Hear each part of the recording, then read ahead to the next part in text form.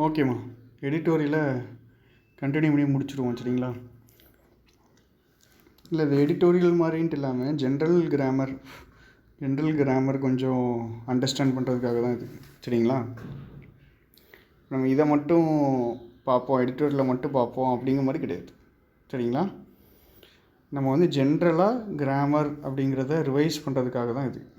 General கிராமரை வந்து இது மூலமாக நல்லா ரிவைஸ் பண்ணிடலாம் அப்படிங்கிற மாதிரி தான். சரி, ஓகே, சரியா.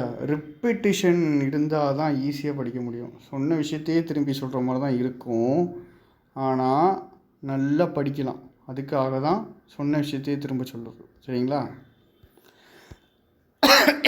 சரி, கொரோனாலாம் இல்லைடா.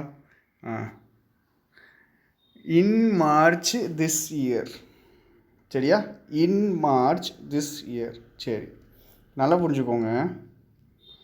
மந்த்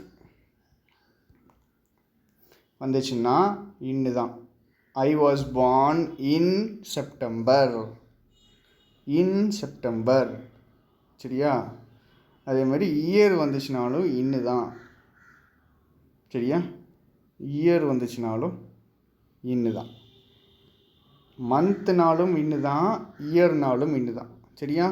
இப்போது இங்கே என்ன இருக்குது, மந்த் இருக்குது, அதனால தான் இன்னு போட்டிருக்காங்க, சரியா.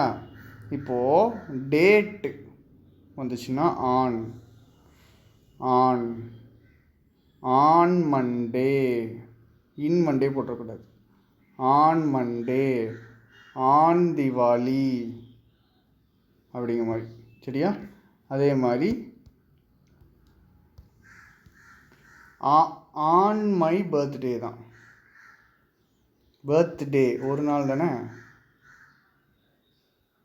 இப்போ டேட்டு சொல்லணும் அப்படின்னா ஆன் செப்டம்பர் 26 இப்படி சொல்லுவோம் சரிங்களா. செப்டம்பர்னு மட்டும் சொல்லணும்னா இன் செப்டம்பர், அவ்வளோதான். இப்போ ஆன் செப்டம்பர் 26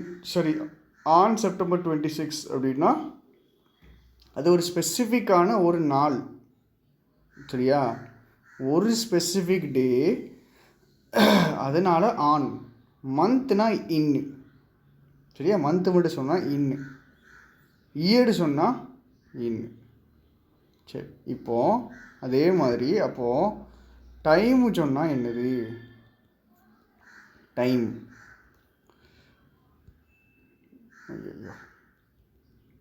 டைம் சொன்னால் என்ன வரும் அப்படின்னா அட் 6:30 AM, அட் 6:30 AM அப்படிங்கிற மாதிரி வரும், சரிங்களா. அட் ஸ்பெசிஃபிக்காக அட். ஒரு ட்ரையாங்கிள் இருக்குது, சரியா. அந்த ட்ரையாங்கிளை படிச்சிருங்க. இங்கே அட்டு, இங்கே ஆன், இங்கே இன், சரியா.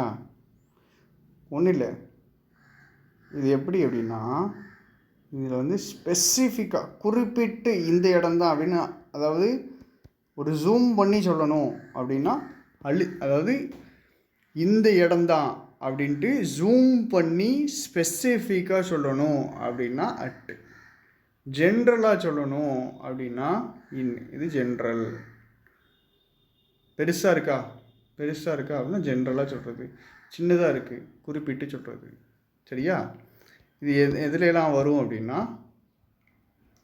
இப்போ அட்ரஸ் சொல்கிறோன்னு வச்சுக்கோங்களேன், அட்டு 168/1, அதாவது டோர் நம்பர்லாம் சொல்லும்போது ஸ்பெசிஃபிக்காக சொல்கிறோம், அப்போ அட்டு போடுவோம், சரிங்களா.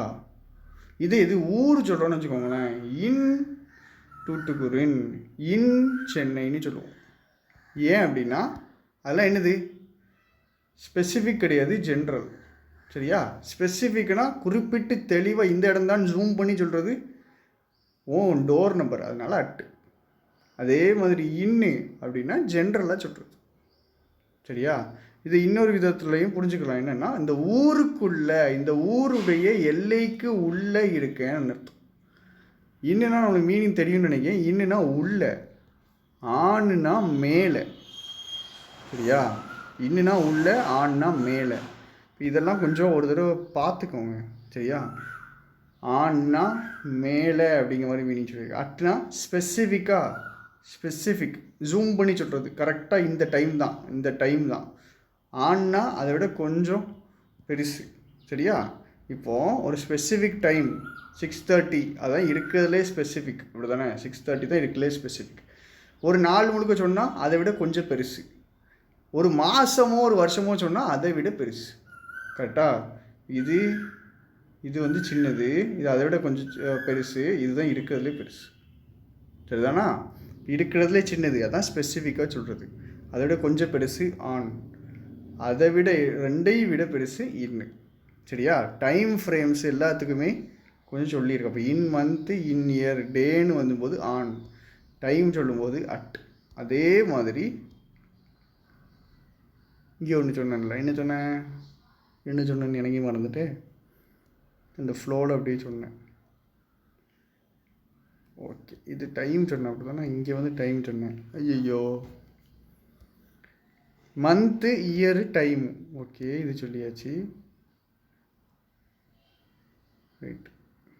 சரி, இது ஓகே, இது போதும் இது தெரிஞ்சால் போதும் உங்களுக்கு. அது ப்ரொப்போர்ஷன் இப்போ ப்ரொப்போர்ஷன் ரெடி பண்ணிகிட்ருக்கேன். ப்ரொப்போர்ஷன் ஒரு கொஞ்ச நாளில் கண்டிப்பாக போட்டுருவோம் சரியா. அப்போ இதுவும் திரும்ப சொல்லிட்டு தெளிவாக சொல்லுவேன். இது ஸ்பெசிஃபிக்காக சொல்கிறதுக்கு அட்டு, அதோட கொஞ்சம் ஜென்ரல்னா ஆணு, அதுக்கப்புறம்னா இன்னு. கரெக்ட். அட்ரஸ் சொன்னேன் அப்படி தானே. அட்டு 168/1 ஸ்பெசிஃபிக்காக சொல்கிறது. ஸ்பெசிஃபிக் ஜென்ரலாக சொல்லணும்னா இந்த ஊருங்கிறது ஜென்ரலாக சொல்கிறது, பெரிய இடம். இப்போ இன் டூட்டுக்குறேன். அட்டுன்னு சொன்னால் ஸ்பெசிஃபிக் எப்போவுமே. இன்னுன்னு சொன்னால் கொஞ்சம் ஜென்ரலான ஒரு இது. ஏ, அட், ஆன், இன் மூணையும் சேர்த்து இப்படி கம்பேர் பண்ணி படிக்கணும் சரியா. சரி, விளங்கிடும். இன் மார்ச்சுக்கு மட்டும் இவ்வளோ நேரமா. சரி, திஸ் இயர் திஸ் இருக்குல்ல, திஸ்ஸு இந்த சென்டென்ஸில் அட்ஜெக்டிவ். இந்த வருஷம் அப்படிங்கிற மாதிரி வந்திருக்கு. பக்கத்தில் நவுன் வந்திருக்கு. எந்த இயர் அப்படின்னா இந்த இயர் சரியா. அப்போ திஸ்னா இந்த அப்படின்னு அர்த்தம், தேட்டு அப்படின்னா அந்த அப்படின்னு அர்த்தம்.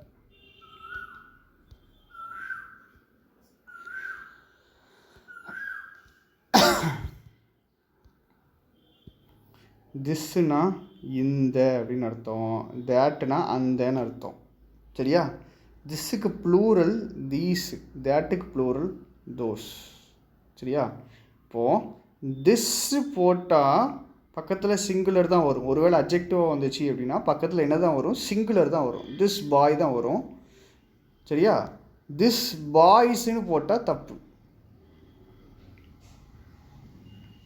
திஸ் பாய்ஸ்னு போட்டால் தப்பு சரியா. தீஸ் பாய்ஸ் தான் வரும். These boys. This that these தோஸ்க்குள்ளே டீட்டெயிலாக போக வேண்டாம், நான் சொல்கிறது மட்டும் படித்தா போதும் சரியா. இதுக்கு சிங்குலர், இதுக்கு ப்ளூரல் அப்படின்னு பார்த்தா போதும். திஸ்னா இந்த, தட்னா அந்த சரியா. இன் மார்ச் திஸ் இயர், அதுக்கப்புறம் கமா போட்டாங்க. Railways minister Piyush Goyal, railway minister, ரெண்டு பேரும் ஒரே ஆள் தான் சரியா, வேறு ஆள் கிடையாது, அதே ஆளை தான் சொல்கிறாங்க. டோல்டு ஹூம், டோல்டு பார்லிமெண்ட். பார்லிமெண்ட்டுங்கிறது ஆப்ஜெக்ட்டு இல்லை நவுன் சரியா. ஆப்ஜெக்ட்டு இல்லை நவுன் அப்படின்னு சொல்லுவோம். ரயில்வே மினிஸ்டர் டோல்டு பார்லிமெண்ட், இது ஃபுல்லாக ஒரு கிளாஸ் சரிங்களா. பார்லிமெண்ட்டுக்கு சொல்கிறாரு, என்ன சொல்கிறாரு அப்படின்னு பின்னாடி பார்ப்போம் சரியா. இது நான் எப்படி கண்டுபிடிக்கிறேன் அப்படின்னா, இந்த தேட்டுங்கிற வார்த்தை குழப்புது, இந்த தேட்டுங்கிறது எனக்கு என்னென்னு தெரில அப்படின்னு நினச்சிங்கன்னா பின்னாடி பாருங்கள். வேர் இஷ்யூட், இதுதான் வேர்ப் சரியா. Ministry prepositional object, in proportion ministry prepositional object, for proportion group C employees prepositional object சரியா. அப்போது 4 employment notifications were issued. 4 employment notifications subject were issued verb for employment நோட்டிஃபிகேஷன்ஸ்ங்கிறது சப்ஜெக்ட்டு, வேர் இஷ்யூட் அப்படிங்கிறது verb. சரியா? அப்போது railway minister Piyush Goyal told parliament, இது ஒரு class. For employment notifications were issued வரைக்கும் ஒரு சப்ஜெக்ட் வேர்ப் வந்துட்டு அப்போ அது ஒரு கிளாஸ். இப்போ ரெண்டையும் சேர்க்குற கன்ஜங்ஷனாக இந்த தேட் வந்துருக்கு. சரியா? இப்போ 2 கிளாஸ் இருக்குது, அப்போ 2க்கு நடுவில் கன்ஜங்ஷன் வேணும், அதுதான் இந்த தேட். ரைட்டா?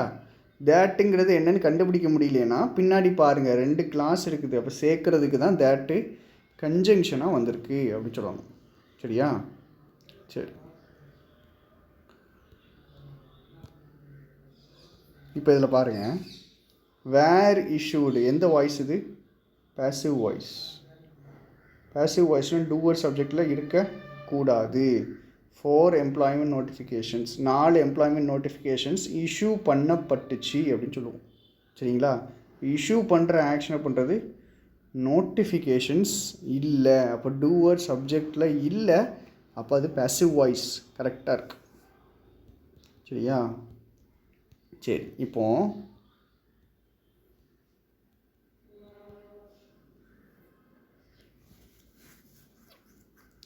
in 2019 இது கரெக்டாக தப்பா? in 2019 கரெக்டாக தப்பா? எப்படி சொல்லியிருந்தேன் அப்படின்னா இதில் இருக்குல்ல, இன்னு தான் மந்த்துக்கு இன்னு தான் போடணும், இயருக்கு இன்னு தான் போடணும். அவங்க போட்டிருக்காங்களா? போட்டிருக்காங்க. இயருக்கு இன்னு தான் போட்டிருக்காங்க. அப்போ கரெக்டாக தப்பா அப்படின்னா கரெக்ட். சரியா?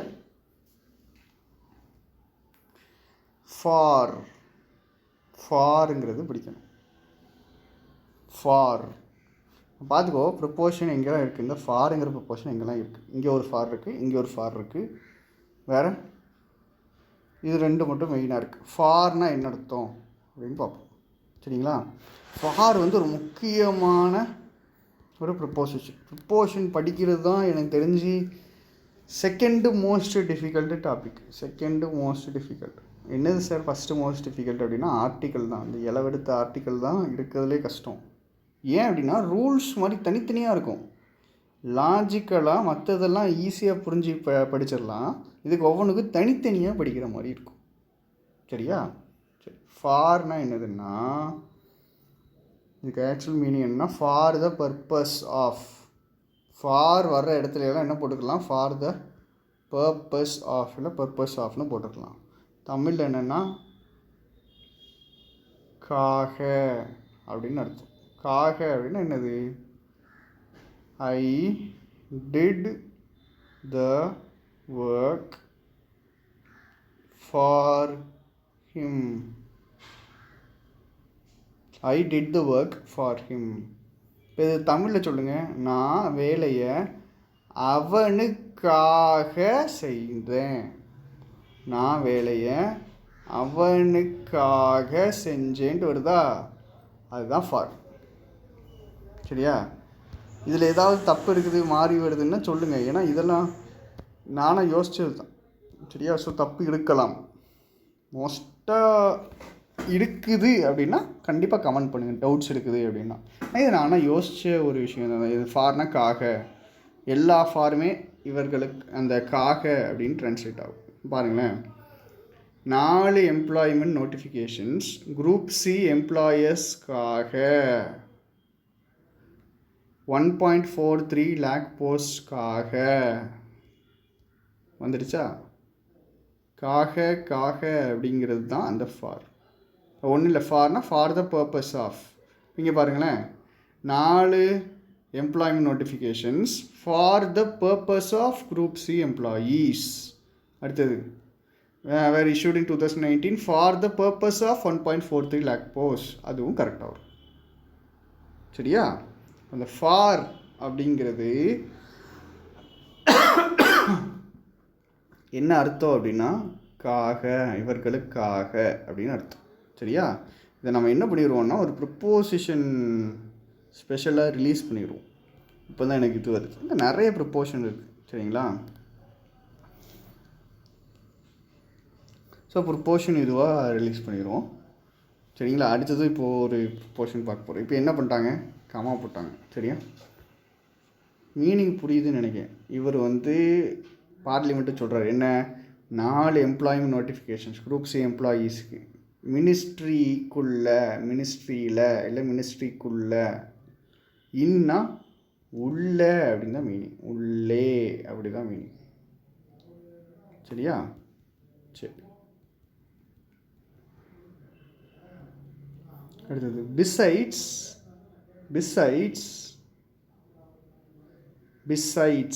பிசைட்ஸ்னால் என்ன அர்த்தம்? பிசைடு வேறு, பிசைட்ஸ் வேறு. சரியா? பிசைட்ஸ்னு எஸ் சேர்த்தா இன் அடிஷன் டூன்னு அர்த்தம். இதுவும் ஒரு ப்ரப்போசிஷன். பிசைட்ஸுங்கிறது ஒரு ப்ரப்போசிஷன். சரியா? என்ன அர்த்தம் அப்படின்னா இன் அடிஷன் டூ அப்படின்ட்டு அர்த்தம். சரிங்களா? இவங்க என்ன பண்ணுறாங்க, 4 எம்ப்ளாய்மெண்ட் நோட்டிஃபிகேஷன்ஸ் ரிலீஸ் பண்ணுறாங்க. In addition to a similar number selected the previous year. போன வருஷமே என்ன பண்ணிட்டாங்க, ஒரு பர்டிகுலர் நம்பரை சூஸ் பண்ணிட்டாங்க, அதுக்கு கூடுதலாக 4 நோட்டிஃபிகேஷன் ரிலீஸ் பண்ணுறாங்க. சரிங்களா?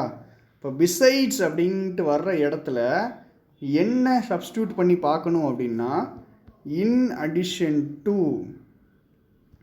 அப்படின்னு சப்ஸ்டியூட் பண்ணி பார்க்கணும். சரிங்களா? அதுக்கு மீனிங் வந்தால் தான் பிசைட்ஸு கரெக்டாக இருக்குன்னு அர்த்தம். பிசைட்ஸ் அப்படின்னா இன் அடிஷன் டு. இப்போ பிசைடுன்னு ஒன்று இருக்குது, இதுவும் ப்ரப்போசிஷன் தான், இதுவும் ப்ரப்போசிஷன் தான். பிசைடுனா இதாக இருக்குது, பி சைடு, என்னுடைய சைடில் இரு, என் பக்கத்தில் இரு அப்படின்னு சொல்கிறது தான் பிசைடு. ஐ ஆம் sitting beside Ram. இதுக்கு என்ன அர்த்தம்? I am sitting besides Ram. Sorry, I am sitting beside Ram அப்படின்னா ராமுக்கு பக்கத்தில் உட்காந்துருக்கேன்னு அர்த்தம். சரியா? இப்போ நான் என்ன பண்ணுறேன், I am sitting besides Ram அப்படின்னா இன் அடிஷன் டு ராம் நான் உட்காந்துருக்கேன் அப்படியா? இன் அடிஷன் டு ராம் நான் உட்காந்துருக்கேன், மீனிங் வரல அப்படி தானே? அதுதான் பிரச்சனை. அப்போ பிசைட்ஸ் வரக்கூடாது, பிசைடு வரணும். இன்னொரு எக்ஸாம்பிள், பிசைட்ஸ்ன்னு சொல்லுங்க. சரியா? Tamil he knows English. Handwriting கொஞ்சம் கேவலமாக இருக்குது, கொஞ்சம் அட்ஜஸ்ட் பண்ணி. பிசைடு தமிழ் ஹி நோஸ் இங்கிலீஷா, பிசைட்ஸ் தமிழ் ஹி நோஸ் இங்கிலீஷா? பிசைட்ஸ்னால் என்ன அர்த்தம்னு சொன்னேன், இன் அடிஷன் டூன்னு சொன்னேன். பிசைடுனா பக்கத்தில்னு அர்த்தம். சரியா? பக்கத்தில், தமிழுக்கு பக்கத்தில் அவனுக்கு இங்கிலீஷும் தெரியும் அப்படியா? இன் அடிஷன் டு தமிழ் அவனுக்கு இங்கிலீஷும் தெரியும் அப்படியா? என்ன வரும் answer? In addition to Tamil அவனுக்கு இங்கிலீஷும் தெரியும். இப்போ besides Tamil he nose English. சரியா? சரி. பிசைட்ஸ் வந்துடுச்சுன்னா நவுனு சிங்குலர் நவுன் தான் வரும். சரியா?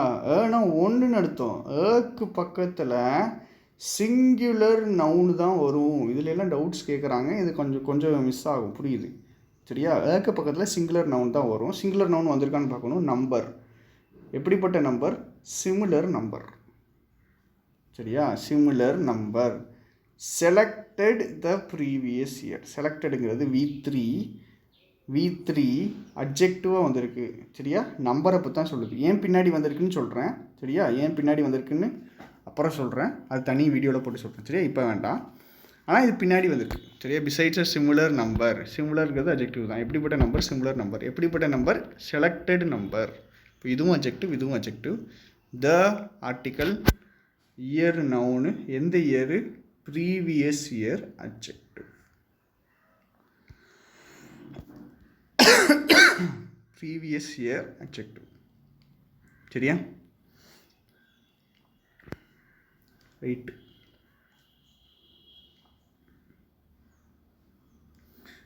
இது கொடூரமான சென்டென்ஸு. இது எப்படி சொல்லலாம் அப்படின்னு யோசிச்சுட்ருக்கேன். சரி சொல்லும்.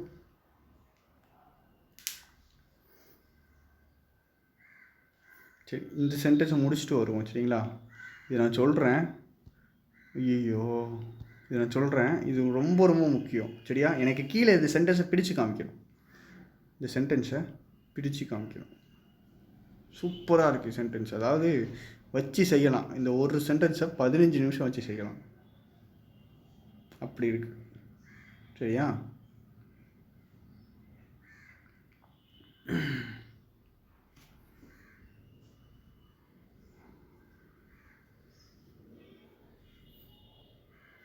சரி, இந்த சென்டென்ஸ் பிடிங்க. சரியா? அந்த posts coming under the ambit of the proposed NRA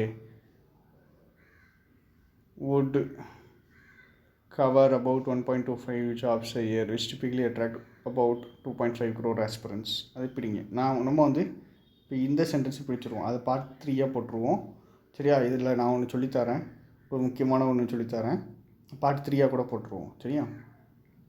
சரி, கேண்டிடேட்ஸ் சப்ஜெக்டு வுட்டுக்கு பின்னாடி என்ன வரும்? வுட்டுக்கு பின்னாடி என்ன வரும்? பாதி பேர் டவுட் கேட்பாங்க, சார் வுட்டுக்கு பின்னாடி நோ வரலாமா சார் அப்படின்னு கேட்பாங்க.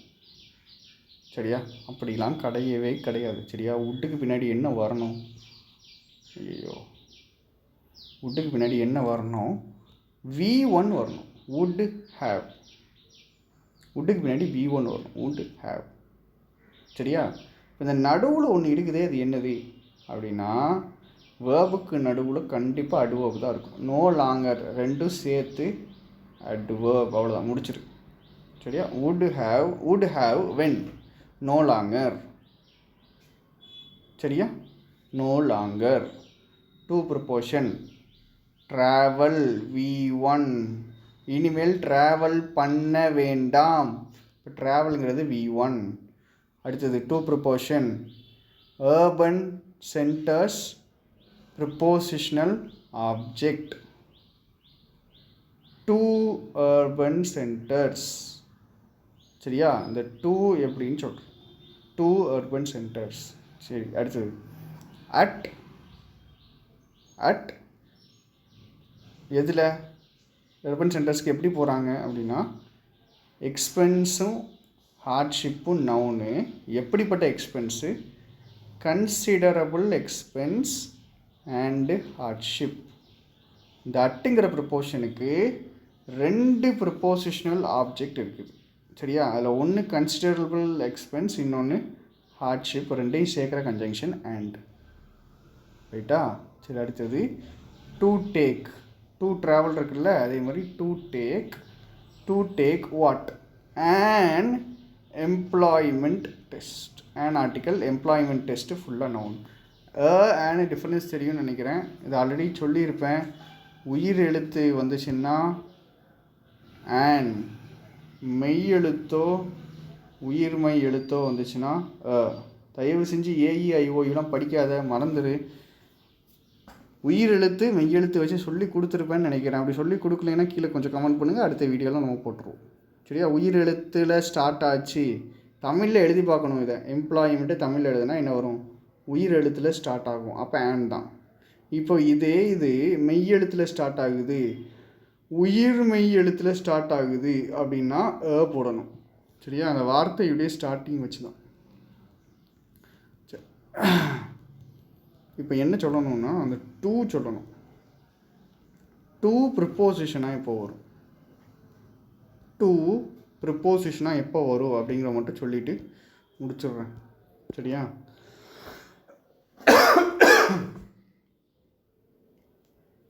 He went from Mumbai. இதுக்கு என்ன அர்த்தம்? அதே மாதிரி he went to Mumbai. ஃப்ரம்முக்கும் டூக்கும் என்ன டிஃப்ரென்ஸ் அப்படின்னா இதுக்கு என்ன அர்த்தம்? மும்பையில் இருந்து போனால், இது மும்பைக்கு போனால். என்ன வித்தியாசம் அப்படின்னா ஃப்ரம் வந்தால் ஸ்டார்டிங் பாயிண்ட், ஒரு ஜேர்னியுடைய ஸ்டார்டிங் பாயிண்ட்டு தான் ஃப்ரம். இதிலிருந்து இதிலிருந்து, மும்பையிலிருந்து, இதுதான் ஃப்ரம். சரியா? ஃப்ரம்னா லிருந்து அப்படின்ட்டு தமிழில் வர்றது. சரியா? Starting point. அடுத்தது மும்பைக்கு போனால், இது எண்டிங். சரியா?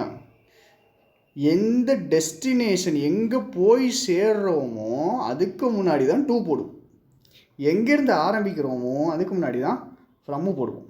இங்கே எங்கே போய் சேர்றோம்? No longer have to travel to urban centres. எங்கே போய் சேர்றோம்? அர்பன்னா இந்த கிராமத்தில் தூக்கி போடுவாங்க. கிராமத்துக்கும் சிட்டிக்கும் நடுவில் இருக்கிறது தான் அர்பன். சரியா? ஏதாவது ஒரு ஊரில் தூக்கி போடுவாங்க இல்லை டெஸ்ட் எழுதுறதுக்கு நம்மள, அதுதான் அந்த அர்பன் சென்டருங்காங்க. அப்போ அர்பன் சென்டர் ஸ்டார்டிங் பாயிண்ட்டா எண்டிங் பாயிண்ட்டா அப்படின்னா எண்டிங் பாயிண்ட். கேண்டிடேட்ஸ் போய் சேர வேண்டிய இடம், அதுதான் அர்பன் சென்டர்ஸ். இங்கே என்ன போட்டுக்கலாம்னா, candidates are no longer have to travel to urban centres from their homes. அவர்களுடைய வீட்டில் இருந்து, ஸ்டார்டிங் பாயிண்ட், அவங்களுடைய வீட்டில் இருந்து அர்பன் சென்டர்ஸ் எண்டிங் பாயிண்ட். சரியா? அப்போது ஸ்டார்டிங் பாயிண்ட் சொல்கிறது ஃப்ரம். சரிங்களா? எண்டிங் பாயிண்ட் சொல்கிறது டு. இந்த டூ அப்படிங்கிற ப்ரொபோசிஷன் ரொம்ப ரொம்ப முக்கியம். டூ, ஃபார், இந்த ப்ரொபோஷன்ஸ்லாம் ரொம்ப ரொம்ப முக்கியம். இதில் ஃபுல்லாக நம்ம ப்ரொபோசிஷன்ஸை தான் பிடிச்சு பார்த்துருக்கோம். நம்ம என்ன பண்ணுவோம் அப்படின்னா, இங்கேருந்து இங்கே வரைக்கும் நான் இன்னொரு இதில் சொல்கிறேன். சரிங்களா?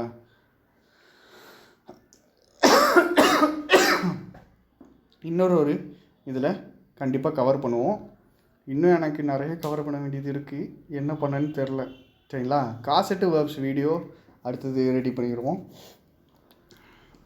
அதுக்கப்புறம் அந்த எரரில் ஒரு பாட்டு மீதி இருக்குது, ஒரு 5 கொஷின். அதை முடிச்சுட்டு ஸ்டேட்மெண்ட் அசம்ஷன் வேகமாக முடிச்சுட்டு அப்புறம் கொஷின் பேப்பருக்கு போயிடும்.